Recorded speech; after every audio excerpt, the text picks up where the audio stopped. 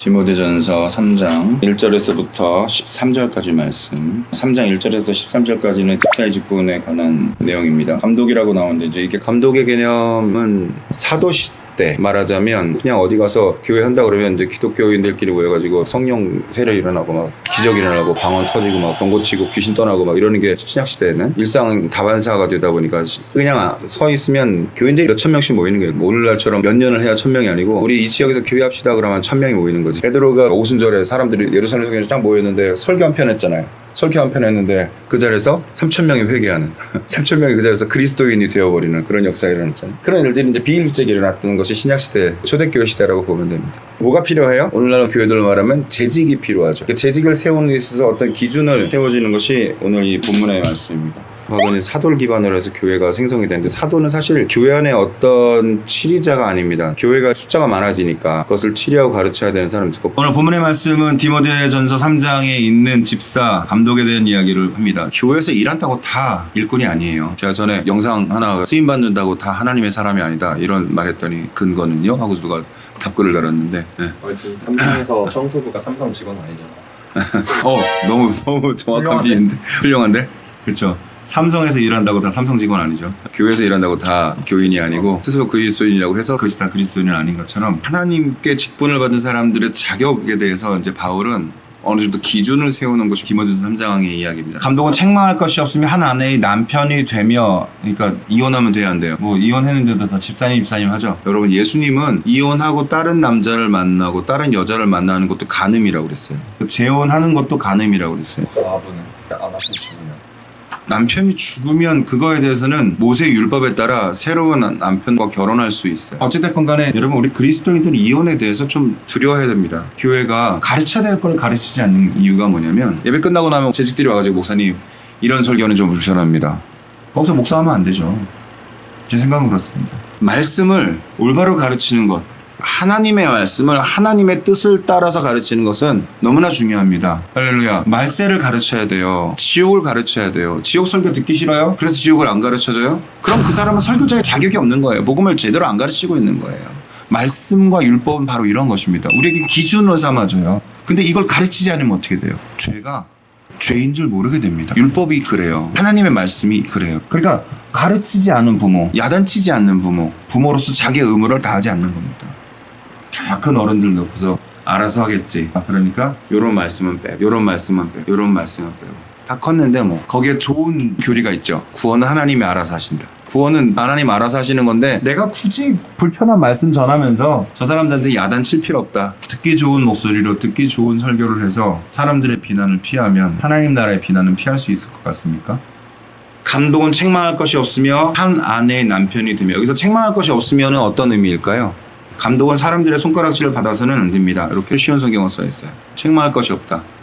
어디 가서 걸핏하면 싸움박질하고, 저 사람은 주유소 하는데 휘발유에다가 물 섞어 팔아. 근데 장모야. 실제로 있었어요. 주유소 하면서 돈 많이 벌어서 목사님 선교비도 되고 헌금도 많이 하고. 어느 날 보니 감옥 갔어. 이런 사람 교회에서 일꾼으로 세우면 안 됩니다.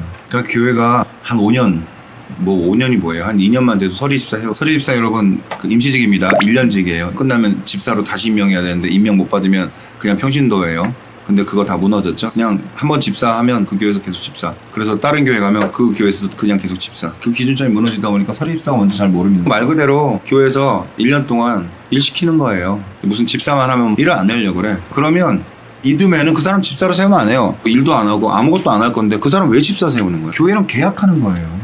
계약관계예요. 안수집사서부터는 내가 아예 이 교회 뼈를 묻겠다. 그게 이제 안수집사죠. 안수집사, 장로, 권사, 목사, 이 교회에다 뼈를 묻겠다. 이 교회 일꾼이다. 이 교회 종이다. 그냥 교회에서 시키는 대로 다 하겠다. 시키는 대로 다 해요? 시켜먹으려고 들지.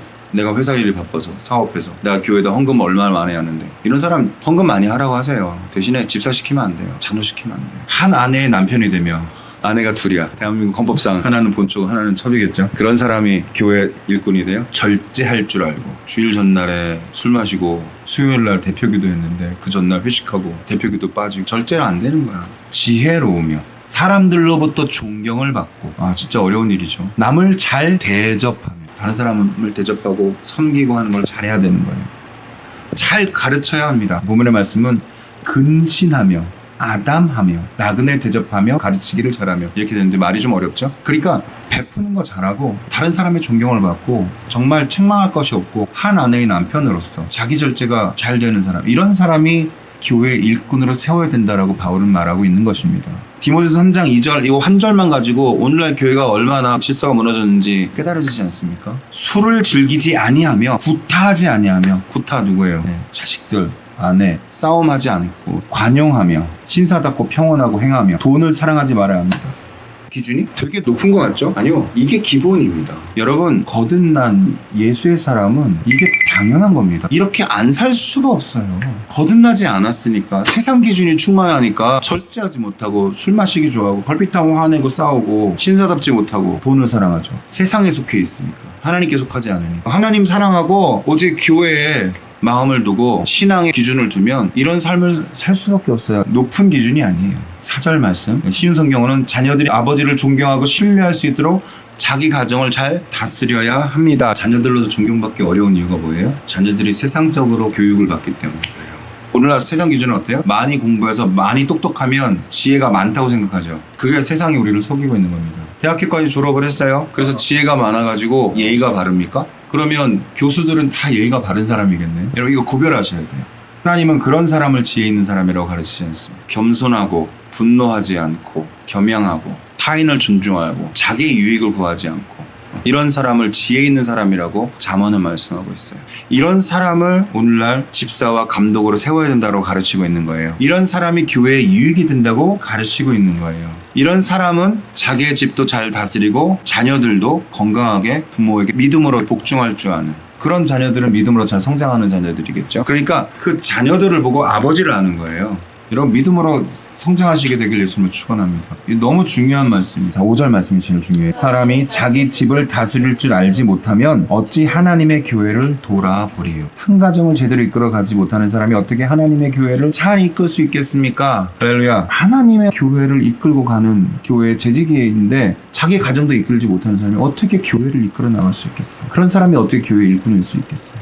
가정을 이끄는 것은 내가 잠깐 잘해서 되는 문제가 아니에요. 교회는 잠깐 잘하는 문제이지만 가정을 이끄는 것은요, 아이가 어릴 때부터 부모가 교육자로서 아이에 대한 책임감, 이 아이들은 내 것이 아니고 하나님께 내가 맡겨진 자녀들 어떻게 인격적으로 잘 키울 수 있으며 어떻게 하나님께 잘 돌려드릴 수 있는지를 부모가 늘 생각하면서 자녀를 키워야 된다고 믿습니다. 이걸 잃어버렸어요. 내 것이 아니에요. 내 맘대로 키우는 게 아니라고요. 언젠가는 하나님의 사람으로 사회를 떠나보내야 돼요. 이런 마인드로 하나님의 교회를 섬겨야 되는 줄 믿습니다. 이 땅의 청지기로서 맡겨진 교회에 대한 책무를 다해야 되는 거죠. 그런 사람은 교회에 대해서 절대로 내 맘대로 하지 않습니다. 새로 입교한 자는 말지니, 당연하죠. 이제 교회에 온 사람한테 어떻게 이 교회 일을 맡겨요? 교만하여져서 마귀를 정죄하는 그 정죄에 빠질까 하며, 오늘날 교회 집사님들이 좀 교만한 이유 중에 하나가 이제 그겁니다. 아직 신앙이 성장하지 않았어.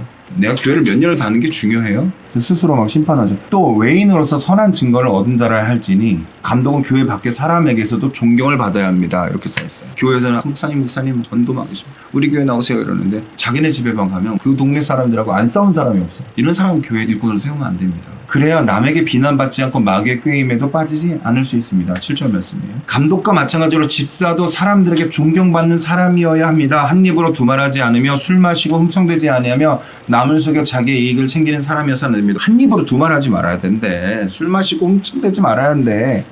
남을 속여서 자기 이익을 챙기는 사람이어서는 안 된대요. 누가 저한테 전화해가지고 교회가 왜 손해봐야 돼요? 교회 다닌다고 우리한테 이렇게 불이익 주면 돼요? 교회는 손해볼 줄 알아야 될 줄 믿습니다. 할렐루야. 자청해서 손해도 봐야 돼요. 왜? 세상 사람들 앞에 교회니까 희생할 수 있다. 아, 교회니까 저렇게 멍청하게 당해주는구나. 보여줘야 돼요. 알면서 당해주는 것이 우리 크리스천입니다. 깨끗한 양심의 믿음의 비밀을 가진 자를 할지니 이 사람들을 먼저 시험하여 보고 그 후에 책망할 것이 없으면, 그러니까 집사 직분을 함부로 주면 안 되고요. 이 사람이 책망할 것이 없는 사람인지 확인을 하고 교회는 그 사람에게 직분을 줘야 되는 줄 믿습니다. 이 집사들 중에는 여자들도 있었어요. 여자들도 이와 같이 단정하고 참소하지 말며 절제하며 모든 일에 충성된 자라야 할지니, 그러니까 오늘날 말로 하면 남 흉보지 말고 뒷담화하지 말고 절제하고 모든 일에 충성해야 합니다. 집사들은 한 아내의 남편이 되어 자녀와 자기 집을 잘 다스리는 자일지니, 그러니까 감독하고 같은 말이죠. 집사의 직분을 잘한 자들은 아름다운 지위와 그리스도 예수 안에 있는 믿음의 큰 담력을 얻느니라.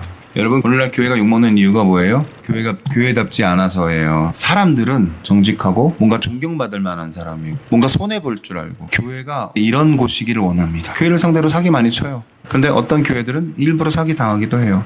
물론 교회가 망할 정도는 아니겠죠. 그런데 이 사람이 나를 속이고 있구나. 하지만 뭐 그 정도는 내가 속아줄 수 있지 하면서 속아주는 경우들이 있어요. 영악한 지혜가 좀 필요합니다. 일부러 속아주는 것들이 지혜예요. 그리스도께서 알고 희생하셨어요. 그래서 우리에게 알고 희생하는 인생을 요구하세요. 알고 손해보는 인생을 요구하세요. 제자들에게 그걸 가르치셨어요. 세상은 교회에게 그런 걸 요구합니다. 희생할 줄 알, 겸손하고 경건하고 존경받을 만하고. 사실은요, 세상이 두려워하는 것이 있어요. 세상과 동화되지 않는 것.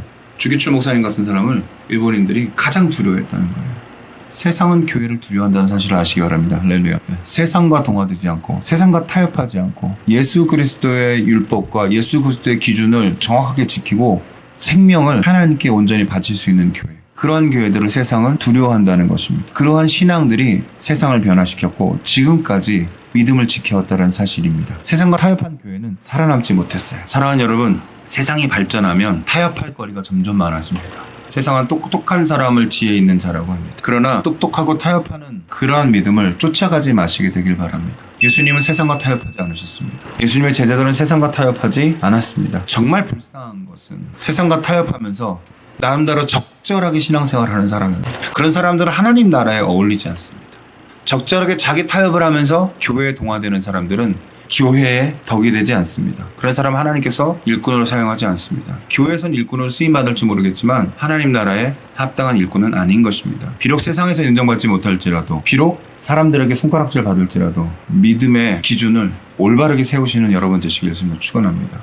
그것이 하나님께서 여러분의 편에서 여러분을 참된 그리스도인으로 세우시는 목적인 줄 믿습니다. 기도하겠습니다.